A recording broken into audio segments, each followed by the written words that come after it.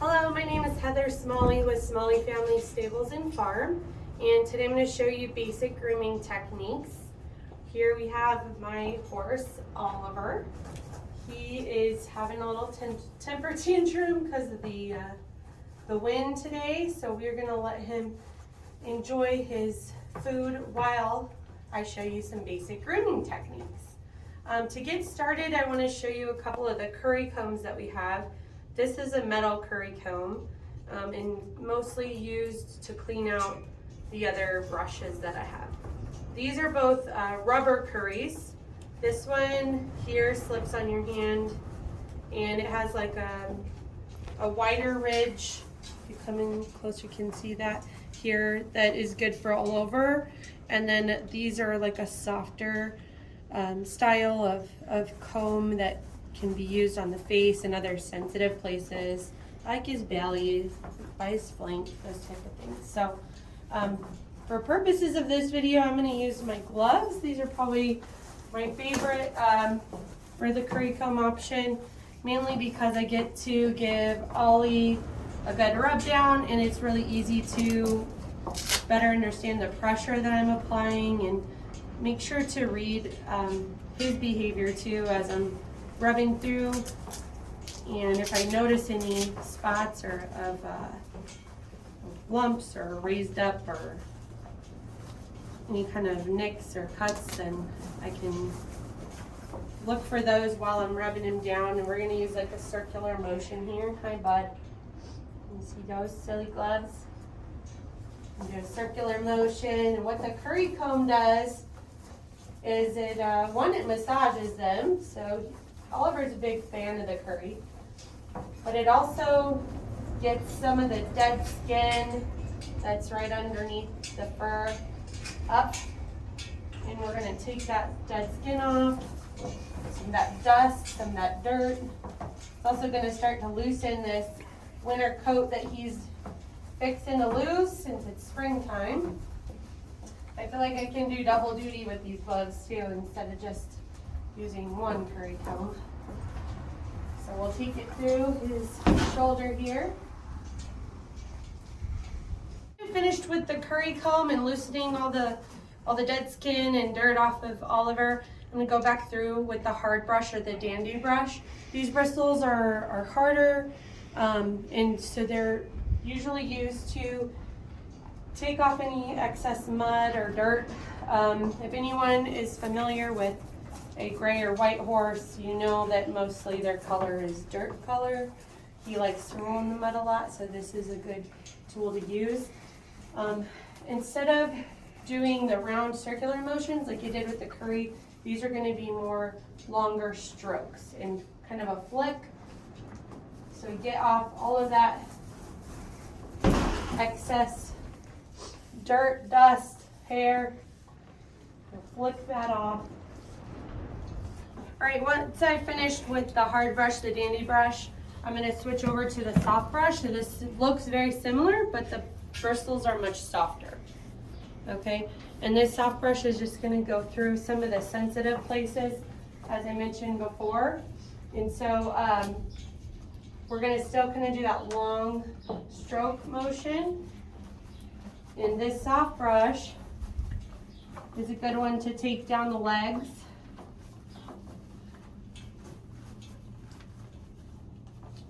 Notice that I'm standing at parallel with him, so in case I need to move out of his way.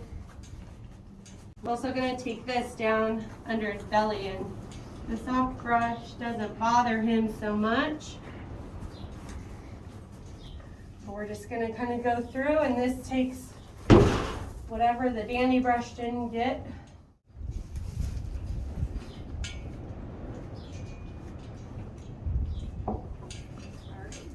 So we finished with the soft brush, and I have another soft bristle type of brush. It's called a finishing brush, and this is really meant to put the smoothness across the coat and really helping to get show ready. So this one will just kind of even things out.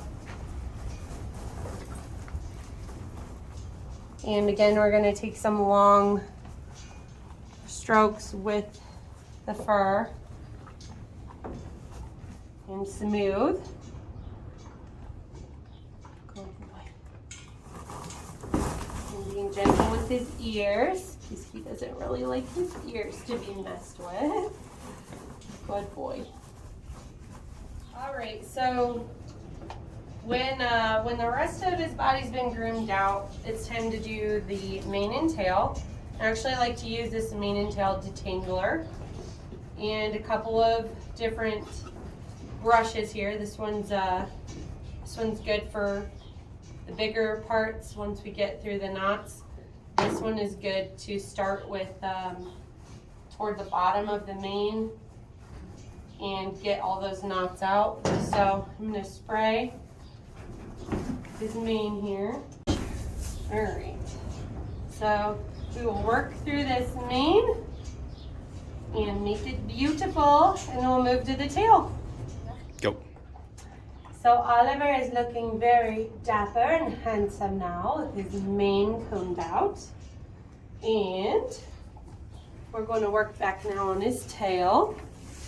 And so I did spray the detangler in here. And again, we're going to keep my body safe to the side here and start combing through, starting with the ends, and get all these tangles out.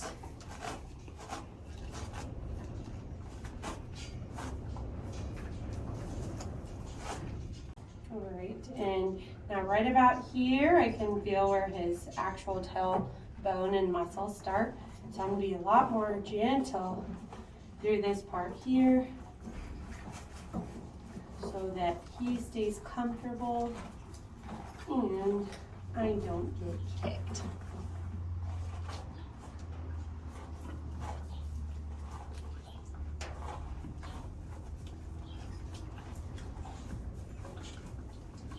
All right, we'll finish out the tail here and move on to the hooves. All right, so his tail is all brushed out now and looking really good. This is his favorite fly swatter. I know some people like to braid the tails, but I like to leave Oliver's ready to whip on some flies because he does not like how they bother him in the summer months. It's coming right around the pike. So last on our basic grooming list will be hooves, and today just happened to be hooves day for Mr. Oliver. So his should look really clean. Farrier just left a couple hours ago, but I'm gonna go ahead and drag my fingers through down and lean into him just a little bit till he gives me his foot. Great, I'm gonna stay standing on the side of him and grab his hoof. I use the hoof pick here on part of it. And a piece that broke off from earlier right there. All right, there it goes. So she needs to clean that up a little bit. But his frog is cleared out. Make sure there's no rocks in there. Use the brush side. Make sure it looks good. And we'll check the other four now.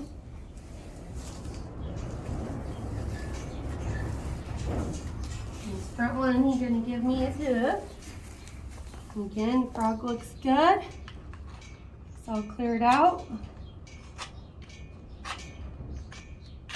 Maybe a little bit of dirt in there.